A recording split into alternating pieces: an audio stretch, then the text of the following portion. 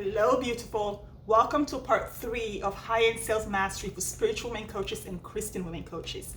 In part 1, we talked about the 5 shifts that we need to actually create mastery in high-ticket sales so that we can create the income and the impact that we want without losing our energy, our focus, our joy, or compromising our faith, our spirituality, and our freedom.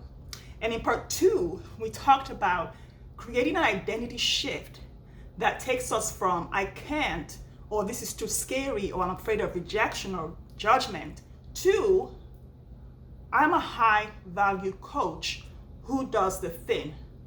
So being the high value coach, we talked about creating high ticket coaching offers that create the exponential impact our clients want, and looking at the skills gap to see how can we actually master high-end sales. So I'm going to drop part 1 and part 2 in the link below so you can catch up on those before you watch this video. So in part 3 today, we're going to focus on releasing all attachment to this one ego machine. This ego machine is so prevalent in the coaching industry that everyone thinks it's normal. This ego machine is the reason why women are making millions of dollars in their coaching business. A lot of women are. They make 7 figures, 8 figures, and 9 figures, and yet they're miserable. They're miserable. They hate their lives. Their waistlines are expanding. They don't sleep well at night. They have chronic stress. Their relationships are in trouble. They don't have a connection with their children. And they're working all the time. They have a lot of money in the bank, some of them. And yet, they're not living the life they thought money would give them. They're making impact in the world, but they're not connected to the relationships they're creating with that impact. They're not free. Money hasn't given them the freedom, the joy, the peace, the serenity, and the bliss they thought it would when they created that 9-figure coaching business. You see, when it comes to the coaching industry, the top players are the men. And as women, I talked in the part 2 about closing that income gap, not just the income gap, but the bliss gap from a place of feminine flow. Because when we try to work the way men work, we have hormonal imbalance. We have chronic stress. We don't sleep at night. Our ovaries get screwed up. We're different, okay? So we work differently. We focus on alignment, energy, and flow, because that's how we create balanced joy and bliss in our lives and don't lose energy. It doesn't matter if you're making $1 billion in your business. The money can get you the best doctors, but it will never heal you. The money can buy the biggest house in the most beautiful city, but it can never give you a home. And you can buy the hottest guy on the latest dating app, okay? But it will never give you the love that only God can give to you. So in part 3, we're going to talk about how we can create that synergy of bliss, impact, income, love, relationships, increase and grow in our faith every day so we can step out of the boat and do the thing we're here to do in the world. So let's go. If this is your first time here, welcome. My name is Mimi Davao. I'm a high-ticket business coach, and I support spiritual women coaches and Christian women coaches to co-create profitable and simple high-ticket coaching offers and boutiques so they can serve at a deep transformational level in any coaching niche and support their clients with exponential expansion in their life, their health, their career, their relationship, their business, whatever it is. And in their own lives, multiply their business simply to like millions of dollars, make millions of impact, and still enjoy the highest quality of life without stress, without burnout, and without hating their lives. So, how do we create this unicorn? In the coaching industry, it is very, very common to go on social media and hear someone say, I made 100K last month. I made 50K last month. When clients come to work with me, they want to move from 10K to 50K, from 20K to 45K, like whatever K it is for them. And if you're saying, why is this so much focus on monthly income? Because our bills are paid monthly. I don't pay my mortgage annually. So every month I need to know how much money is going out, how much money came in. That's why, from an accounting perspective, sometimes we focus on monthly income. It's not the whole point of a coaching business, but let's be realistic about money, okay? So clients want to move from 20K to 50K or 70K or 80K. And the first question I ask is, how much money did you make last year in profits? And there's always the silence like, why are you trying to kill my chill? I made 100K I made 500K last year. You're such a buzzkill. What are you talking about? Well, I'm an accountant, so I don't care about your revenue. In the accounting world, revenue just equals ego. It's kind of like, how many likes did you get on your Facebook post? Or how many Facebook followers do you have? How many YouTube subscribers do you have? That's what revenue is. It's ego. It means nothing. You can't pay your bills from revenue. You can't, you can't travel on revenue. You can't create oceanic impact, high-end ocean impact on revenue.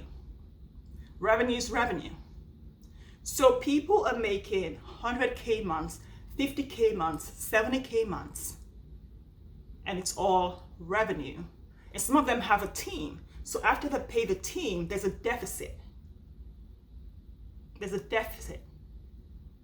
My coach always struggles with me sometimes because I don't count gross revenue as revenue. I did that before I became an accountant because I thought that was normal. And I know that's an ego machine. So the key here is to release attachment to revenue, because revenue creates burnout. Anyone, including a rat, can create $100,000 a month. There are proven strategies for that. But only a high-value coach who values herself, who values the work she does with her client, who wants bliss, who wants to make money, enjoy her life, not have to increase her waistline because she's stressed out, sleep well at night, eat good food, travel, and have all the fun she wants in the world. That woman is not just going to create any strategy to make 100K months. She's going to focus on the one thing that you focus on after you release attachment to your revenue. She's going to focus on profits, because profits are what sustain you for life. Profits are what you use to create the impact after you've paid all the bills in your business. Profits are what you use to invest in high-level coaching for yourself. Profits are what you use to grow your team and grow your company and take your business to the next level. Profits are what you use to strategize on how to scale your business when you're ready. Profits are what give you life in your business. And from an accounting perspective, profits are what determine whether you actually have a viable going concern. A going concern is a business that is profitable for life.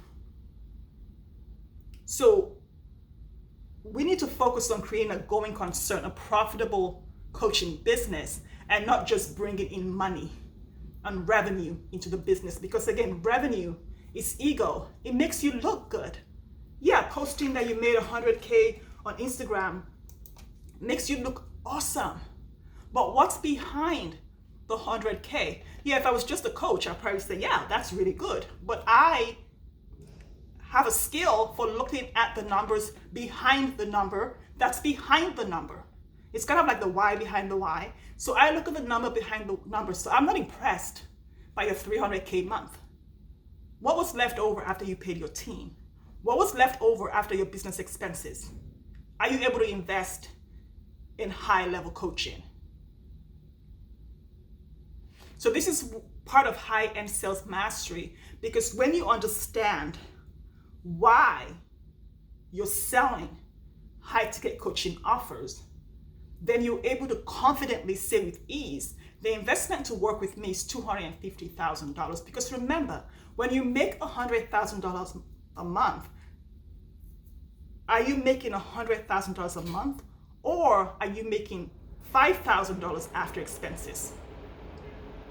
So identify how you can work with a coach who supports you to actually create what you want in your business. So if you say you want to make $50,000 in your business, you mean $50,000 a month, you're talking $50,000 profit. So what does it take to make $50,000 of profit in your business? You can't go selling $10,000 products. You can't go selling $997 courses. It takes high-end coaching programs to do that. That is how you create your 7-figure coaching business, your 8-figure, your 9-figure, and still have time to live your life and make the impact you want to make. Because I think it's complete bullshit that the coaching industry is selling by saying, oh, you can just come in and make money. No, you cannot. You can make revenue, but you cannot make profits unless you master high ticket sales. So if this is you and you're thinking, so how do I do that? It's time to get out of the boat. Get out of the boat, mediocrity, and step on the water and walk, okay? You need to have the faith and the absolute certainty and expect the people who invest to actually pay you and show up and do the work. You need to want it. You need to believe that it's possible, and you better expect that your clients will show up. Because anything else in your business is ego. So I want you to consider practicing this. If you're looking at your business thinking, I want to make 10K next month, how much money do you have to make in revenue next month to create 10K profit in your business? Because when you look at your business from that perspective, it makes no sense to sell anything else other than high-end or high-ticket programs. And when it makes sense to only sell high-ticket coaching programs, your mindset shifts to a high-value coach who starts to invest in high-value coaching herself so she can learn how to master high-end sales. Let me know how this lands for you. Let me know in your business, when you're considering how much money you want to make, doing your finances or your accounting, do you look at revenue or profits, or do you look at both? Have you considered that making profit is the number one way to increase the quality of life in your business, in your relationships, in your health, in your mental well-being, and everywhere that you're choosing to make impact in your business? It's been good having you. Come back for part 4.